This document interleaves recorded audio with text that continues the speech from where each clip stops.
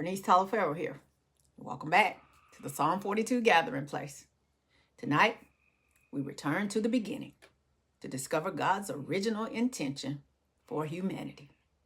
Because before humanity ever asked, "Who am I?" God had already spoken identity. Whew. Identity was not invented by culture. Identity originated in God. Over the last several weeks through the book of Ruth, we've witnessed something powerful unfolding. We watched provision become overflow, survival become covenant, and the invisible God become visible through honorable human vessels reflecting his nature. But honestly, maybe Ruth was never just about Ruth. Maybe the story was always pointing us towards something deeper. Because throughout the narrative, we repeatedly encountered the reality of image and likeness.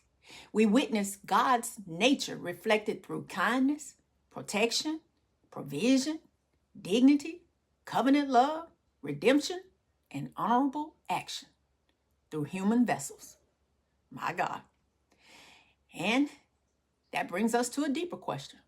Why was humanity created with the capacity to reflect God's nature at all? So tonight, let's shift back to where it all began, to a moment before time began. Back before the fields, the covenant, nations, and kingdoms, human history as we know it, and before humanity ever had taken its first breath.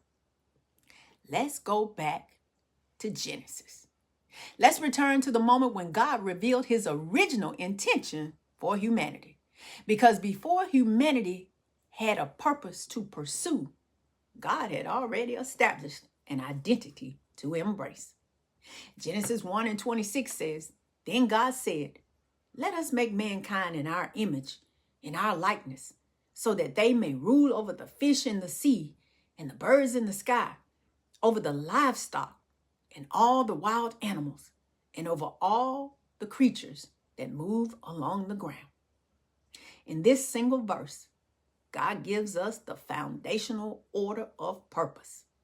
When he said, the Bible says, then God said, let us make mankind in our image, in our likeness, so that they may rule. Whew. Notice God's order: image, likeness, purpose, dominion. Identity comes from purpose. Purpose enters the conversation only after identity has been established. See, first God tells humanity who they are. Then he tells them why they're here.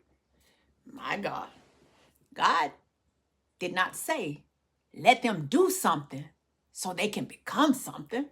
He said, let them be something so they can do something. My God. Before humanity ruled, built, produced, achieved, performed, or accomplished anything, God established identity. The world often teaches achievement leads to identity, but Genesis teaches identity leads to purpose. Because before humanity ever asked, "Who am I?"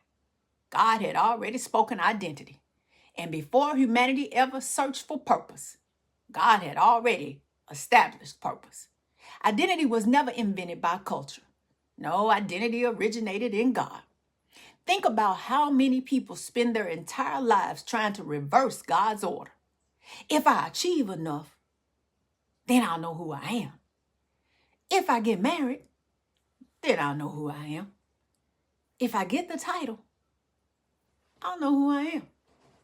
If I become successful, then I'll know who I am. And this one, if people validate me, then I'll know who I am. Whew. And perhaps this is why so many people are exhausted. They are trying to earn through performance what God intended them to receive through identity.